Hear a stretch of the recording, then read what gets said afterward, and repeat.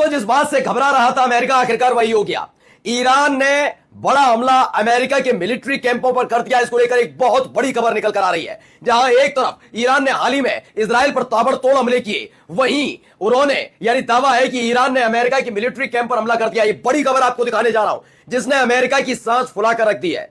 यही नहीं, आज आपको दिखाऊंगा एक और बड़ा हमला इजराइल पर हुआ, जिसमें इजराइल को खासा नुकसान हुआ। इजराइल आज रात अंधेरे में नजर आएगा। जी हां, उसके पावर स्टेशन उड़ा दिए ईरान ने, डायरेक्ट हिट करके बिल्कुल वैसा ही हश्र कर दिया जैसे आपको याद होगा एक वक्त में रूस ने यूक्रेन का कर दिया था। उसके सारे पावर स्टेशन उड़ाए थे। उस वक्त दावा किया गया था कि जो ड्रोन थे रूस ने इस्तेमाल किए थे यूक्रेन पर, वो कोई और नहीं, शाहिद ड्रोन थे, जो ईरान के ड्रोन है। और कुछ ऐसा ही हमला इस बार ईरान ने इजराइल पर किया है। ईरान ने पहले इजराइल के पावर स्टेशन उड़ाए और उसके बाद दावा है कि ईरान ने अमेरिका पर हमला कर दिया। अमेरिका के मिलिट्री कैंप पर हमला है। और इसी के साथ साथ जैसे ये खबर आई, इजराइल घुटने के बल बैठ गया है। बड़ी खबर दिखाऊंगा अमेरिका के अधिकारियों के हवाले से। बड़ी खबर यह है कि अब बहुत टेंशन में आ गए बेंजामिन नेतन्याहू। और वॉल स्ट्रीट जर्नल, जो वहां का प्रमुख अखबार है, उसने साफ साफ बताया कि इजराइल ने सरेंडर करने के लिए तैयार है। ईरान के सामने घुटने टेक दिए। नमस्कार, मैं हूं प्रज्वल गौतम और आप देख रहे हैं टाइम्स एक्सप्रेस। बड़ी खबर आज की यही है, आ गया भैया, युद्ध का मैदान सज चुका है।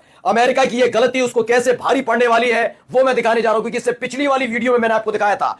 ईरान के राजदूत ने साफ साफ लफ्जों में कह दिया था, हम मारेंगे, अमेरिका को मारेंगे। हम एनपीटी, जिसके तहत एक संधि से हम बंधे हुए थे, न्यूक्लियर पावर की जो प्रोग्रेस की जो ट्रीटी थी, हम उससे बंधे हुए थे। उसके बावजूद इन्होंने हमारे ऊपर हमला किया, जबकि उसकी कोई जरूरत नहीं थी, कोई मतलब नहीं था। यह चाहता है अमेरिका की इसकी तरह हम बोले, वो बर्दाश्त नहीं होगा। बस यही बर्दाश्त नहीं हुआ। और देखिए, उसने पहले ही कहा था मारेंगे और मार दिया। बड़ी खबर पड़ी है न्यूज 24 की खबर। खबर क्या है? ईरान ने अमेरिका के सैन्य अड्डे पर किया हमला, पहुंचाया भारी नुकसान। बड़ी खबर, ईरान ने अमेरिका के सैन्य अड्डे पर हमला कर दिया है, भारी नुकसान पहुंचाया है। इस बात की आशंका अमेरिका को उसी वक्त से हो गई थी जब अमेरिका ने ईरान के न्यूक्लियर जो पूरी की पूरी फैसिलिटीज है उस पर हमला किया था। और उसके बाद उसे पता लगा कि हमने जहां हमला किया वहां तो कुछ था ही नहीं, हम तो अपने बम फिजूल में फेंक कर आ गए। अपनी पीठ थपथपा रहा था, लेकिन 2 घंटे के अंदर खुशी काफूर हो गई थी ट्रंप की, अमेरिका की पोल खुलने लगी है कि उसने कुछ किया ही नहीं, कर ही नहीं पाया। बम फेंकने के अलावा ईरान को कोई भी नुकसान न्यूक्लियर पावर के तौर पर नहीं पहुंचा पाया अमेरिका। उसके बाद से ही डर सता रहा था ट्रंप को कि अब अगला टारगेट अमेरिका के सैनिक होंगे। इसीलिए बार बार कहा जा रहा था कि ईरान के समर्थित मलेशिया क्या होता है? शब्द मैं बताऊं क्या होता है? बताओ अमेरिका की औकात क्या है? अमेरिका की औकात यह है कि सीरिया में जब तक बशर अल असद की सरकार चल रही थी तब तक उसकी चलती नहीं थी, तब तक चलती नहीं थी अमेरिका की। एक व्यक्ति उसे आतंकवादी घोषित कर दिया, अल जुलानी को अमेरिका ने आतंकवादी घोषित कर रखा था। लेकिन जब अमेरिका विरोधी बशर अल असद का तख्ता पलट करके अल जुलानी आ गया, तो यही हाथ पैर जोड़कर पहुंच गए और आतंकवादियों की लिस्ट से अल जुलानी का नाम हटा दिया। तो अमेरिका ठेकेदार है, ये तय करेगा कौन गुंडा, कौन मवाली, कौन आतंकवादी, कौन संत है। ये नैतिकता तय करता है आदमी।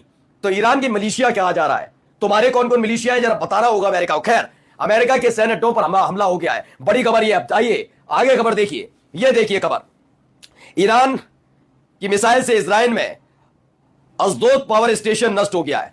अब रात भर यहां लाइट नहीं आने वाली, अंधेरे में रात गुजारेगा इजराइल, अंधेरे में रात गुजारेंगे इजरायली। याद करिए, गजा में कुछ ऐसे ही हालात किए थे।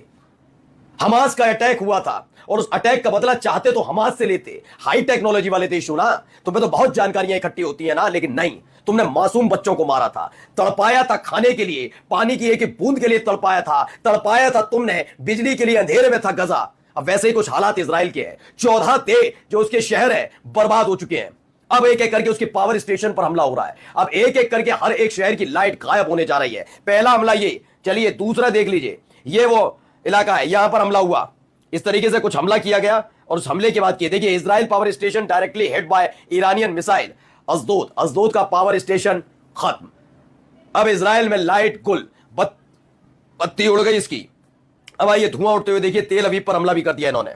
एक हमला तेल अवीव पर, धुआं उठ रहा है।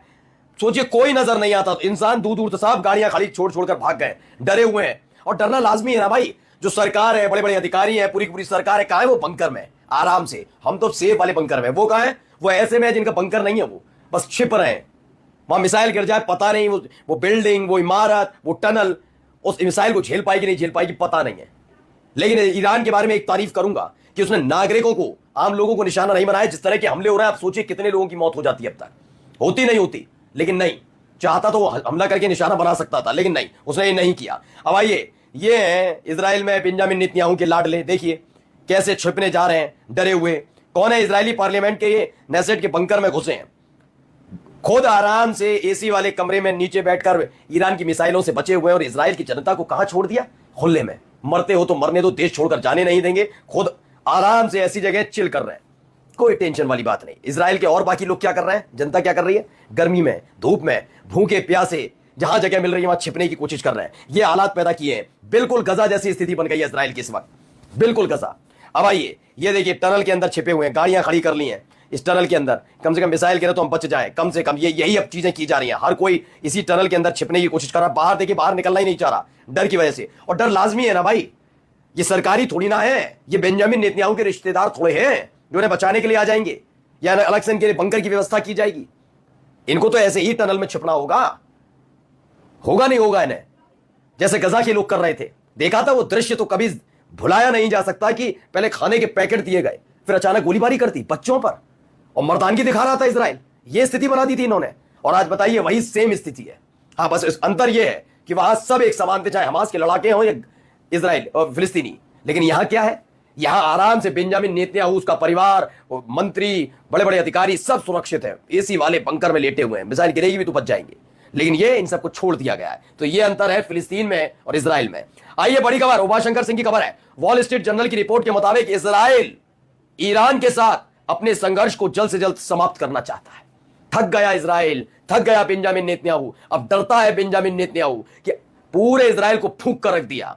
14 सिटीज ऑफ द इजराइल, वो सारी की सारी चल रही हैं, फूंक दी गई हैं ईरान की तरफ से। ये हालात पैदा हुए हैं।